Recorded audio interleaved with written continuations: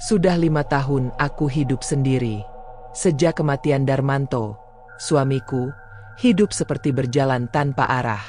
Hari-hari terasa seperti lembaran kertas kosong, yang hanya penuh gumaman angin dan tatapan kosong pada dinding bambu. Tak ada lagi tangan yang menyentuh pinggangku di dapur. Tak ada lagi suara berat yang memanggilku saat malam mulai turun. Aku adalah Rusmini, usia 41, janda tanpa anak, pemilik warung kopi kecil di tikungan jalur Pantura, antara hutan jati dan sawah ladang. Tak banyak yang singgah kecuali sopir-sopir ngantuk, nelayan pulang pagi, dan sesekali pedagang sayur. Tapi malam-malam adalah waktuku sendiri, waktu saat tubuhku paling sunyi, paling merindukan belayan, sentuhan, bahkan sekadar kehadiran seseorang di sisi ranjangku. 5 tahun tanpa pelukan, tanpa ciuman, tanpa desah napas lelaki yang memanggil namaku dengan lembut. Aku tak pernah menyangka rindu bisa begitu menyiksa dalam bentuk yang senyap. Kadang aku memeluk bantal, membayangkan kulit yang lebih hangat. Kadang aku menatap tubuhku di cermin dan bertanya, masihkah ada lelaki yang ingin memilikiku? Mungkin karena itu aku mulai bermimpi tentang lelaki. Lelaki yang datang dari gelap. Wangi tubuhnya seperti cendana tua. Wajahnya samar, tapi kehadirannya selalu nyata. Ia berdiri di ambang pintu warung setiap pukul 2 pagi, seakan waktu adalah perjanjian tak tertulis antara kami.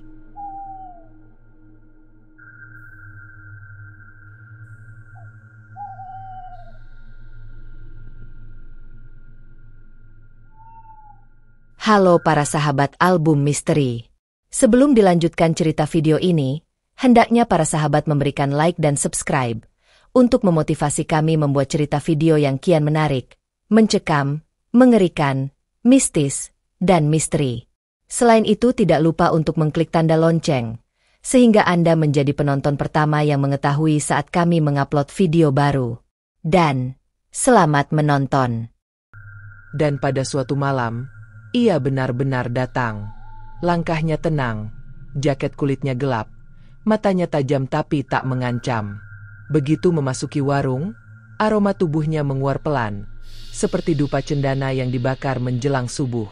Aku menatapnya seperti menatap seseorang dari kehidupan lain.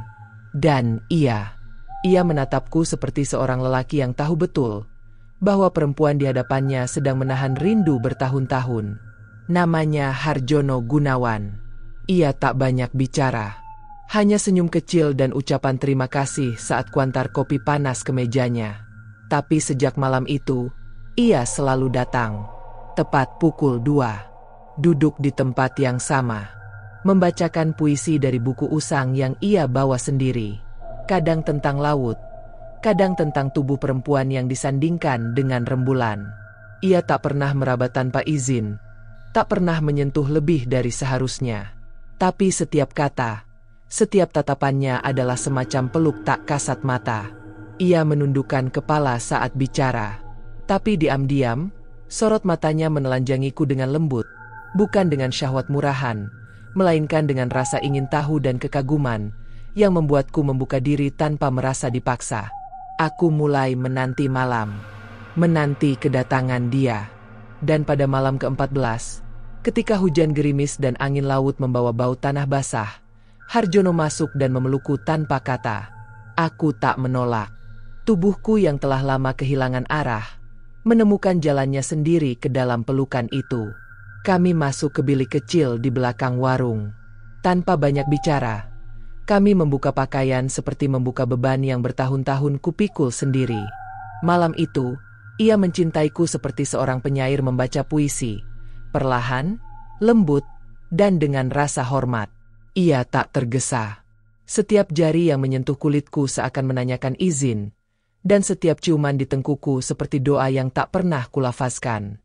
Kami menyatu, bukan dengan nafsu semata, tapi dengan kebutuhan untuk merasa hidup kembali. Sejak malam itu, kami tidur bersama hampir tiap malam. Di bilik itu, tubuh kami saling hafal jalan. Kadang kami hanya berbaring, telanjang dalam diam. Kadang kami bercinta dalam gerakan lambat yang memabukkan. Harjono selalu mengatakan, Tubuhmu adalah puisi paling lengkap yang pernah kubaca. Tapi perlahan, aku mulai merasa ada sesuatu yang janggal. Ia tak pernah datang saat siang. Tak pernah menjawab ketika kutanya tinggal di mana. Tak ada jejak di luar warung. Bahkan kursi yang ia duduki, seperti tak pernah hangat setelah ia pergi. Tapi aku menolak curiga. Aku terlalu butuh kehadirannya. Terlalu ingin dicintai. Hingga malam itu, 2 polisi datang. Wajah mereka kaku. Mereka menanyakan seorang lelaki bernama Harjono Gunawan. Aku menjawab dengan polos bahwa ia sering datang ke warungku. Salah satu dari mereka mengeluarkan foto. Itu dia, lelaki yang tiap malam kupeluk, yang mencintaiku dengan wangi cendana dan tatapan sunyi. Tapi polisi itu berkata, "Ibu, Harjono Gunawan sudah meninggal. Dia tewas dalam kecelakaan di tikungan depan sini setahun lalu." Aku membeku. Ruang menjadi gelap. Aku tak tahu apa yang lebih menyakitkan, kehilangan lagi atau menyadari bahwa cinta itu ternyata bukan dari dunia ini. Sejak malam itu, Harjono tak datang lagi. Tapi aku tetap membuka warung ini. Hanya malam hari. Aku masih duduk di meja tempat biasa kami bercakap. Masih merapikan ranjang di bilik belakang. Masih menabur bunga di bantal, tempat ia biasa menyandarkan kepala. Dan kadang, aku masih mencium aroma cendana di angin malam. Orang bilang aku gila. Tapi aku tahu, ada cinta yang bahkan maut pun tak mampu hapuskan. Sejak malam itu, aku hidup di antara 2 dunia. Dunia nyata yang menatapku dengan iba dan cemas, serta dunia dalam pikiranku, tempat Harjono masih duduk di bangku kayu itu, tersenyum sambil menyesap kopi hitam buatanku. Kadang, saat bulan sabit tergantung di langit, aku merasa seolah-olah waktu berputar mundur. Aku mendengar langkah sepatunya yang beratapi rapi, suara pintu bambu yang berderit pelan, dan aroma khas tubuhnya yang kembali mengisi ruang sempit warung. Dan malam itu pun datang kembali, seperti mimpi yang tak pernah ingin kuakhiri. Aku berjalan ke bilik belakang, seperti biasa, membersihkan ranjang. Di bantalnya kutaburkan bunga melati segar. Bau melatinya bercampur samar dengan aroma cendana, yang tak tahu dari mana asalnya. Mungkin hanya bayang pikiranku. Tapi aku percaya, cinta tak sekadar sesuatu yang bisa disentuh. Kadang, ia cukup dirasa. Lalu aku duduk, menunggu, dalam diam, dalam remang. Dan ia datang. Aku tak tahu bagaimana, tapi sosoknya muncul dari gelap seperti biasa. Wajahnya tetap sama, matanya masih teduh. Tapi kini, ada sesuatu yang lain, lebih dalam, lebih sendu. "Rus," katanya lirih. "Aku tak punya banyak waktu." Tubuhku gemetar. Aku melangkah mendekat, menyentuh pipinya. Dan ya, kulitnya masih hangat, setidaknya di dalam rasaku. Kami berpelukan lagi malam itu. Lebih erat dari biasanya. Lebih lama. Seperti 2 jiwa yang tahu bahwa waktu mereka hanya tinggal setipis embun. Aku tak berkata apa-apa. Hanya menarik tangannya menuju bilik. Dan di sana, untuk terakhir kalinya, mungkin, aku menyerahkan diriku tanpa ragu. Tubuhku melebur dengan miliknya dalam keheningan. Tiada kata, hanya gerak dan napas. Seakan kami ingin mencatat setiap sentuhan dalam daging dan jiwa. Cinta kami malam itu bukan tentang gairah semata. Ia lebih dari itu. Ia seperti ibadah sunyi, sebuah penyatuan tak kasat mata. Seolah tubuh kami hanya perahu, dan jiwa kami adalah arus yang saling menyelami. Ketika aku terbangun, Harjono telah hilang. Tak ada bau cendana, tak ada lipatan di ranjang. Hanya bunga melati yang gugur satu persatu, mengering di bantal kosong. Dan sejak saat itu, warungku semakin sepi. Orang-orang makin jarang singgah. Beberapa hanya berhenti lalu segera pergi, setelah melihatku duduk sendiri sambil bicara entah pada siapa. Kadang mereka mengintip dari kaca mobil, lalu segera tancap gas. Tapi aku tak peduli, karena bagiku, Warung ini bukan sekadar tempat jualan kopi. Ini altar kenangan. Ini tempat cinta yang tak selesai. Setiap malam aku menyalakan pelita kecil, menyeduh 2 cangkir kopi, menanti sosoknya kembali dari batas antara nyata dan gaib. Kadang, saat angin bertiup dari utara, dan bulan tersembunyi di balik awan, aku merasakan tangan hangat menyentuh bahuku. Kadang aku merasa napas seseorang mengembus pelan di tengkukku. Dan malam-malam seperti itu, aku tahu, ia kembali. Dan bila cinta itu memang gila, biarlah aku menjadi gila. Asal aku tak perlu kehilangan dia 2 kali. Karena sekali saja kehilangan Harjono telah menghapus separuh jiwaku yang tersisa. Sejak malam itu, aku makin jarang tidur di atas ranjang. Aku lebih sering duduk berselonjor di depan pintu bilik, menatap gelap malam yang pekat. Ada yang berubah dalam diriku. Waktu terasa memudar batasnya. Kadang aku lupa tanggal, lupa hari, tapi aku ingat setiap detail sentuhan Harjono, seolah tubuhku menyimpannya seperti mantra dalam kulit. Malam-malam terasa seperti panggilan sunyi. Aku tak lagi menunggu dengan cemas. Kini aku menyambutnya, seperti istri menyambut suami pulang dari pelayaran jauh. Dan ketika ia datang, atau ketika aku merasa ia datang, aku membuka pintu bilik, menyalakan pelita, dan membiarkan tubuhku berbicara sendiri. Kadang, aku merasa ia sedang berdiri di belakangku, menatapku diam-diam saat aku mencuci kaki di tempayan. Aku mendengar desir napasnya, getaran suara parau yang memanggil namaku. Lalu tubuhku terasa ringan. Jiwaku seperti hanyut ke dalam kabut yang melingkari malam. Dan di saat seperti itu, tubuhku seperti kembali muda. Kulitku terasa hangat. Dada berdebar seperti pertama kali disentuh. Seakan raga ini menyambut sesuatu yang tak tampak, tapi sangat nyata. Aku memejamkan mata, dan membiarkan tubuhku menerima apapun yang datang dari dunia Harjono. Beberapa malam, kami bercinta dalam mimpi. Tapi rasanya tak seperti mimpi. Aku bisa merasakan tangannya, nafasnya, kelembutan yang menelusuri leherku hingga ke dada, turun perlahan ke pusar. Lalu hangat tubuhnya menindihku, mengisi kekosongan yang telah lama jadi jurang. Dalam mimpi itu, kami menyatu tanpa suara, hanya detak yang berpadu dalam gelombang pasrah. Kadang aku terbangun dengan napas tersengal, tubuhku basah keringat, dan ciumannya masih terasa di bibirku. Aku menatap ranjang kosong, tapi selalu ada satu sisi selimut yang terlipat rapi, seakan baru saja ditinggalkan. Pagi-pagi warungku tutup. Aku tak lagi peduli pada rezeki siang.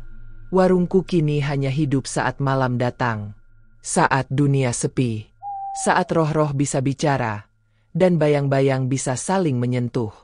Orang-orang di desa mulai berbisik. Ada yang bilang aku tidak waras. Ada pula yang dengan bisik ngeri, berkata aku tengah menjalin hubungan dengan makhluk alam lain. Tapi mereka tak mengerti. Mereka hanya melihat dengan mata, tak pernah merasa dengan hati. Hingga suatu malam, datang seorang lelaki tua. Ia mengenakan baju koko putih, sarung gelap, dan peci lusuh. Ia tak memesan kopi. Ia hanya menatapku lama dari balik kepulan asap rokok kreteknya. "Kau tahu siapa yang selama ini menemuimu, Mbakyu?" tanyanya pelan, nyaris seperti bisikan. Aku menatapnya, tak menjawab. Kadang, arwah yang belum selesai urusannya di dunia akan mencari jalan pulang lewat orang yang bersedia jadi pintu. "Pintu," bisikku. Ia mengangguk. Matanya tajam menelanjangi batinku. "Jangan sampai kau jadi pintu yang lupa menutup diri." Lelaki itu pergi tanpa menoleh. Dan malam itu, aku menangis. Bukan karena takut, tapi karena aku tahu, cinta ini telah membawaku ke batas yang tak bisa kupahami dengan logika. Tapi aku tak ingin kembali. Aku tak ingin warung ini jadi sekadar tempat kosong. Disinilah, satu-satunya tempat aku bisa tetap menjadi milik Harjono, dan Harjono menjadi milikku. Dan malam-malam selanjutnya, kami kembali bersatu. Dalam desah, dalam peluh, dalam suara halus yang hanya aku yang bisa mendengarnya. Tubuhku tak lagi muda, tapi cintaku terus tumbuh. Bahkan ketika dunia tak lagi mengakuiku sebagai bagian dari kewarasan, aku tetap berdiri di sisi ranjang ini, menanti sentuhan dari bayang-bayang cendana yang datang setiap malam. Karena cinta ini tak butuh bukti, hanya butuh rasa. Dan jika rasa itu membawaku menuju batas hidup dan mati, maka aku akan menari di sana, dalam pelukan lelaki yang sudah tak lagi bernapas, tapi masih bisa mencinta. Malam-malam selanjutnya tak lagi seperti dulu. Setiap detiknya seperti ibadah. Setiap tarikan napas seperti zikir yang hanya aku dan Harjono pahami. Aku mulai memakai kain jarik setiap malam, menyisir rambut panjangku dengan minyak kelapa, dan menyapukan bedak tipis di pipi. Bukan untuk siapa-siapa, tapi untuk dia, lelaki yang selalu datang dalam senyap, membawa aroma cendana dan desir yang membuat jantungku berdebar seperti gadis belia. Di bilik belakang, aku letakkan sesaji kecil, segelas kopi pahit, sebatang rokok, dan bunga melati. Tak ada yang memintanya, tapi aku tahu, itulah caraku merawat kehadirannya. Kadang, ketika tengah malam lewat, aku melihat kelopak-kelopak melati itu layu seketika, seolah diserap oleh udara dingin yang tak biasa. Dan setiap kali itu terjadi, tubuhku terasa hangat seperti dipeluk dari dalam. Harjono selalu datang dalam diam. Ia tak pernah bicara banyak lagi, tapi tubuhnya tetap tahu bagaimana menyentuhku. Jemarinya menyusuri lekuk leherku, seperti embun menyelinap di sela dedaunan. Nafasnya seperti hembusan kabut, membasahi pori-poriku, membangkitkan gairah yang tak pernah pada meski usia terus berjalan. Dan ketika tubuhku mulai menggeliat dalam pasrah, aku tahu, aku bukan lagi perempuan kesepian yang tertinggal. Aku adalah pengantin malam. Di ranjang kayu itu, di bawah cahaya pelita, aku dan dia kembali menyatu. Bukan dalam suara atau kata, tapi dalam gerak yang lebih kuno dari bahasa, lebih dalam dari hasrat biasa. Kadang aku menangis saat tubuhku mencapai puncak. Bukan karena sedih, tapi karena bahagia yang terlalu penuh untuk ditampung oleh dada yang renta. Setiap sentuhan, setiap desahan, adalah bukti bahwa aku belum dilupakan. Bahwa aku masih bisa dicintai, meski yang mencintaiku telah lama berpulang. Namun di luar warung, dunia tetap berputar. Desa mulai resah. Ada suara-suara yang mulai membisik di surau, di pasar, bahkan di kantor kelurahan. Mereka bilang aku memelihara makhluk halus, bahwa warungku bukan sekadar tempat kopi, tapi pesanggerahan roh. Beberapa warga mengaku melihat cahaya aneh dari jendela bilik saat malam buta. Bahkan seorang anak kecil pernah menangis ketakutan setelah melihat Om ganteng bau kayu berdiri di pinggir warung, menatapnya tanpa mata. Tapi aku tak peduli. Aku tahu Harjono tidak jahat. Ia hanya tersesat di antara dunia. Suatu malam, setelah tubuhku kembali lelah oleh ritual cinta yang tak kasat mata, aku bermimpi aneh. Dalam mimpi itu, aku mengenakan kebaya putih. Wajahku dipulas tipis seperti pengantin. Harjono berdiri di ujung gang, memanggilku. Tapi kali ini, ia tak tersenyum. Matanya basah, dan ia menggeleng pelan. "Rus," katanya pelan, "aku harus pergi." Aku terbangun dengan teriakan. Peluh membasahi punggungku, tapi tak ada siapa-siapa. Selimut masih rapih. Rokok di piring kecil belum terbakar. Dan cangkir kopi dingin sejak lama. Aku menunggu malam berikutnya. Dan malam setelahnya. Tapi Harjono tak muncul lagi. Aroma cendana hilang. Udara menjadi sunyi. Tapi aku tahu, ia masih ada. Entah di mana. Maka setiap malam, aku tetap mengenakan kain jariku, menyisir rambut, menaruh sesaji, dan tidur di sisi ranjang yang sama. Karena cinta yang sejati tak menunggu dijemput. Ia menunggu dengan setia, bahkan jika harus seumur hidup.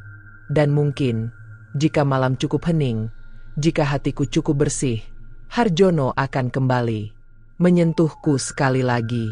Bukan untuk tinggal, tapi untuk berpamitan. Itu cukup bagiku, asal aku tahu bahwa ia belum benar-benar melupakan cintaku. Malam-malam yang sunyi, kini berubah menjadi waktu yang menyakitkan. Bukan karena sepi, melainkan karena harapan yang terus kutanamkan tak lagi berbuah. Harjono tidak datang lagi, tidak dengan desah angin, tidak dengan aroma cendana, bahkan tidak di dalam mimpiku. Warungku tetap buka seperti biasa, hanya saat malam. Beberapa sopir truk mampir, menyeruput kopi, dan pergi tanpa banyak bicara. Mereka tak tahu bahwa aku menunggu sesuatu yang lebih dari pelanggan. Aku menunggu kekasih yang dulu datang tanpa mengetuk dan menyentuhku tanpa menyakiti. Tapi takdir adalah penjahit sepi. Dan malam ini, aku merasa benang kenangan itu mulai kusut. Aku berdiri di depan bilik, melihat ranjang yang tetap kutata rapi. Satu sisi selalu kosong, selimutnya kuselipkan seperti dulu. Saat aku percaya Harjono akan datang dan menyelinap ke bawahnya, memelukku dari belakang, lalu menghembuskan kata cinta yang hangat di telingaku. Kini aku hanya bicara sendiri. Kadang tertawa, kadang menangis. Orang-orang bilang aku sudah mulai gila. Tapi jika ini gila, biarlah. Karena kegilaan ini satu-satunya pintu yang masih menghubungkanku pada lelaki, yang membuatku merasa hidup kembali. Suatu malam, seorang polisi muda datang. Ia mengenalkan diri dengan sopan dan berkata bahwa mereka sedang menyelidiki ulang kecelakaan lama tentang seorang pria bernama Harjono Gunawan yang mobilnya ringsek menabrak truk gandeng di tanjakan sebelum tikungan tajam di jalur Pantura. Harjono tewas seketika. Tak ada saksi mata. Hanya sisa tubuh dan dompet kulit dengan fotonya di dalam. "Bu Rusmini, Anda kenal dengan pria ini?" katanya, sambil menunjukkan foto yang bagiku lebih nyata dari hidup. Tanganku gemetar. Bibirku keluh, tapi jantungku berdetak keras, seperti ingin membantah kenyataan yang telah kupeluk selama ini. Aku tak menjawab, hanya menunduk, lalu menutup pintu warung pelan-pelan. Polisi itu masih berdiri di luar, tapi aku sudah tidak mendengar apapun. Dunia tiba-tiba hening, seolah waktu ikut menahan napas. Malam itu, aku tak membuka pintu bilik, tak juga menaruh sesaji. Aku hanya duduk di depan ranjang, menatap kosong ke pelita yang nyalanya mulai mengecil. Lalu kutangisi tubuhku sendiri, bukan karena ditinggal, tapi karena terlalu lama menyangkal. Tapi di tengah kesunyian itulah, aku mendengar langkah. Pelan, berat, tapi mengenaliku. Aku menoleh, dan di ambang pintu berdirilah Harjono. Wajahnya pucat, matanya sendu, tapi senyumnya tetap lembut seperti malam pertama kami berbagi ranjang. "Rus," bisiknya lirih. Aku bangkit, tubuhku gemetar. "Kau kembali." Ia mengangguk pelan, untuk pamit. Aku melangkah perlahan, memeluknya. Dan anehnya, kali ini tubuhnya dingin. Tak seperti dulu, tak seperti malam-malam penuh hasrat. Tapi pelukannya masih utuh. Masih membuatku merasa dicintai, meski hanya untuk kali terakhir. Malam itu kami berbaring, tanpa gairah, tanpa peluh. Hanya tubuh tua dan roh yang akan pergi. Tapi kami tetap menyatu dalam diam, dalam pasrah, dalam luka yang akan segera sembuh. Pagi menjelang. Harjono menatapku untuk terakhir kalinya. Terima kasih karena mencintaiku, bahkan setelah aku mati. Aku tak sanggup membalas kata-katanya. Hanya air mata yang mengalir, mengantar kepergiannya. Dan saat aku terbangun, tempat itu sunyi. Tapi aku tahu, cinta yang sesungguhnya tidak selalu harus memiliki. Kadang, ia hanya tinggal untuk mengingatkan bahwa hidup, meski sepi, tetap bisa hangat karena pernah dicintai dengan tulus. Setelah malam itu, aku tidak lagi menunggu. Tidak lagi menaruh sesaji, tidak lagi memakai minyak rambut, atau menyusun kain jarik dengan tangan bergetar. Ranjang kecil di bilik belakang tetap kutata rapi setiap pagi, tapi kini lebih sebagai penghormatan daripada pengharapan. Warungku tetap buka hanya malam hari. Pelanggannya makin jarang. Sesekali ada sopir tua yang mampir dan bilang, "Warung ini beda ya Bu. Rasanya kayak adem." Aku hanya tersenyum. Mungkin tanpa mereka tahu, kehangatan itu bukan dari kopi, tapi dari kenangan yang tertinggal di dinding, di jendela, di udara yang masih menyimpan aroma cendana samar-samar. Orang-orang masih membicarakanku. Katanya aku bicara sendiri. Tertawa pelan saat sendirian. Kadang menangis pelan sambil mengusap meja, seolah ada tangan lain yang menyentuhku dari balik waktu.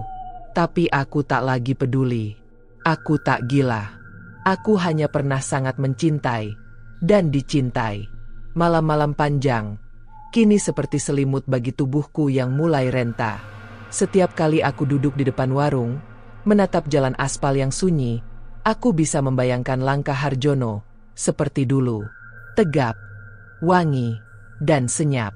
Dan di benakku, aku masih bisa mendengar suaranya membacakan puisi, seperti malam-malam ketika tubuh kami menyatu dalam bisu, saat waktu seperti berhenti dan dunia hanya berisi dua insan, yang saling melengkapi dalam diam.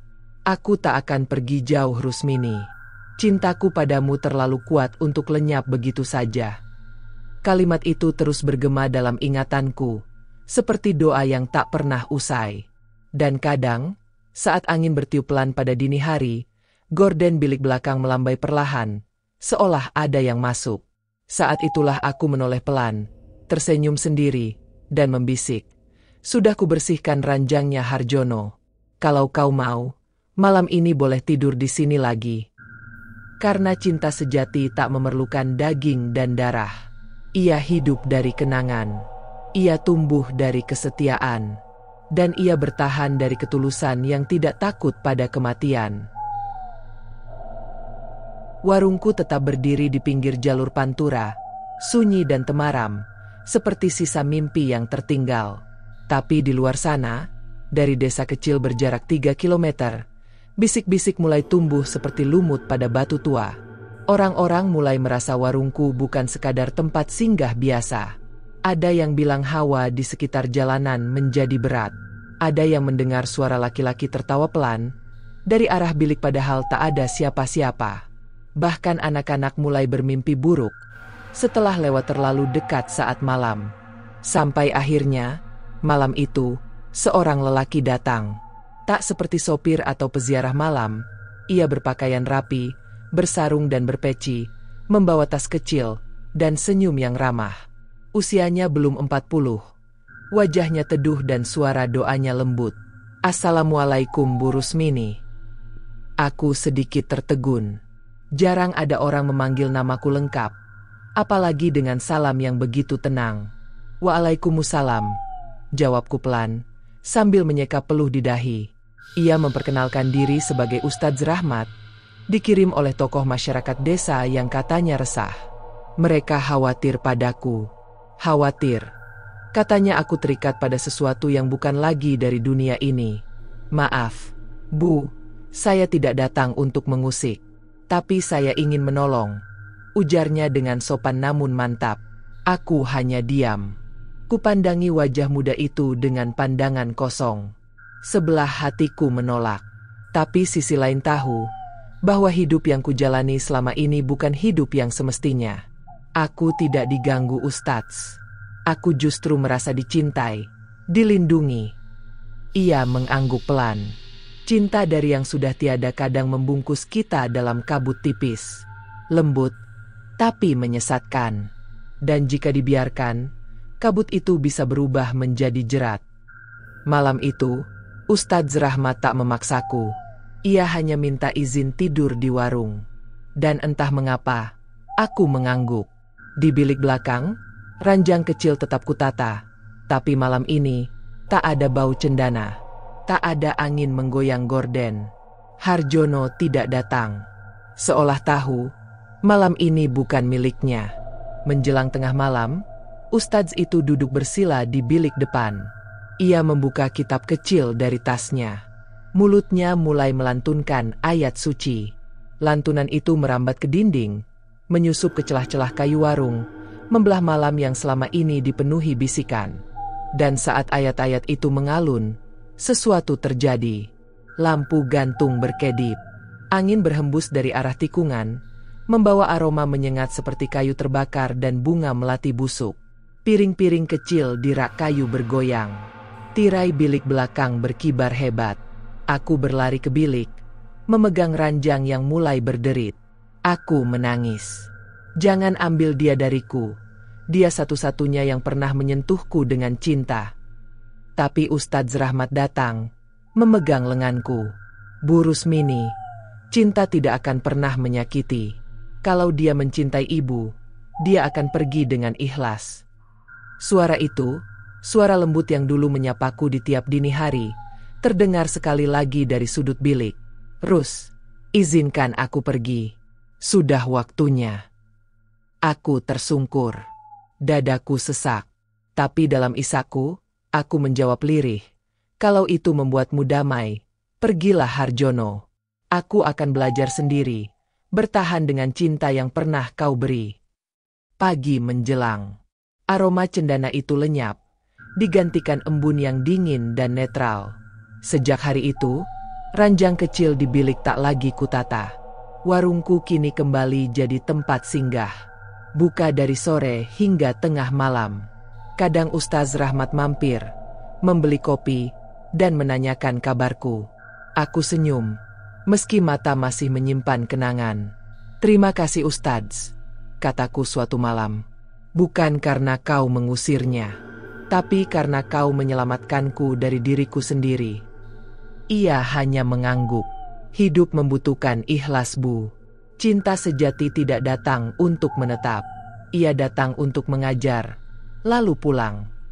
Kini, jika kau lewat di jalur Pantura Situbondo dan melihat warung kecil dengan lampu kuning hangat, singgahlah sebentar. Di sana, seorang perempuan parubaya akan menyambutmu dengan senyum lembut dan secangkir kopi yang masih terasa hangat, meski hatinya pernah dicengkeram dinginnya dunia gaib. Karena cinta sejati tidak selalu harus abadi di sisi. Kadang cukup hadir, menghangatkan sebentar, lalu menghilang. Tamat.